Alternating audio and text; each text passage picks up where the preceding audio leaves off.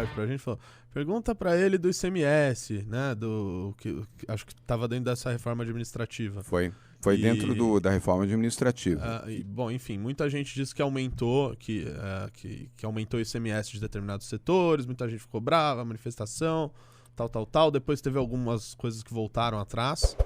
Né? Não foi aumento. Voltaram. É importante esclarecer, muito boa a sua pergunta, Renato, e das pessoas que manifestaram. Não foi aumento. São Paulo, como vários estados, tinha um amplo programa de incentivos fiscais. Ora, num período de pandemia, onde a prioridade é a saúde e a vida das pessoas, não dá para você manter os incentivos fiscais. Assim que terminasse a pandemia, como vai acontecer, nós retomaremos os incentivos fiscais. Mas em período, Guto, de guerra é guerra. E a guerra contra a Covid exigia plenitude de recursos. Não dá para você fazer programas de incentivos fiscais em período de guerra. E nós mandamos o projeto, Renato, para a Assembleia Legislativa com esta orientação de que no prazo limite de 2 anos, limite no máximo, esses incentivos fiscais seriam reduzidos. Nós não eliminamos incentivos fiscais, reduzimos incentivos fiscais. Nós não eliminamos nenhum incentivo fiscal, mas reduzimos. Para quê? Para produzir caixa, para atender a saúde pública e as necessidades advindas 2022 da pandemia. Volta provavelmente todos, exceto aqueles que demonstraram ali, vamos dizer, profunda injustiça ou situações de irregularidade. Tem algum exemplo assim? Tem um que é chato, que é na área de pessoas que compravam automóveis para pessoas com deficiência e, na verdade, não tinham pessoas com deficiência. A interpretação de uma lei mal feita ou de uma regulamentação mal feita davam esse direito. Não estou dizendo que as pessoas faziam isso talvez deliberadamente. Alguns sim. A lei meio que permitia, né? Por exemplo, eu gosto de jogar futebol. Até hoje jogo futebol. Não estou jogando agora por causa da pandemia. Mas eu, numa queda de futebol, eu pus um pino no meu ombro esquerdo. Pelas regras, eu sou uma pessoa portadora de deficiência. Por aquelas regras, e poderia comprar um automóvel sem pagar imposto.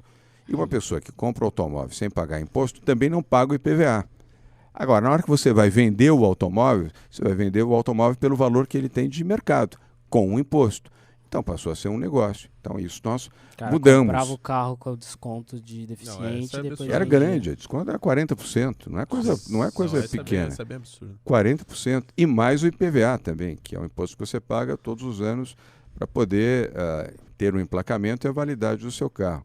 Mas isso também era uma deficiência da legislação. Então, isso, na mudança, a partir de 2022, vamos corrigir essa deficiência, este problema, para não usar a palavra deficiência, e aí sim terá direito a comprar um automóvel quem de fato é portador de deficiência, não com alguém que, como eu ou outras pessoas, tem um problema. Eu não tenho nenhuma limitação para dirigir automóvel, para nada. Agora, na regra, eu, pelo fato de ter um pino, era só mostrar a minha chapa, vou usar aqui uma expressão. Metade do valor. E daí você paga quase metade do valor.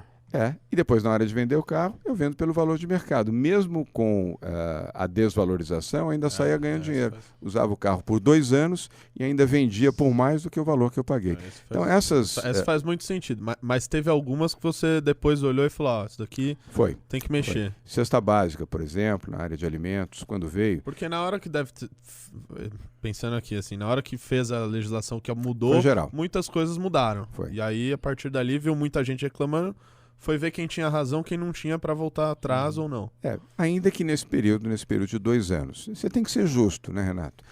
E saber ouvir. E isso nós sabemos. O diálogo conosco nunca foi um diálogo interrompido, nunca foi um diálogo cessado. E onde há situações injustas ou incorretas, nós temos que voltar atrás. Isso não tem nenhuma dificuldade. Nós não temos compromisso com o erro. Recuar não é prova de fraqueza, é prova de grandeza, sobretudo se ela se justifica e se ampara, né? E ainda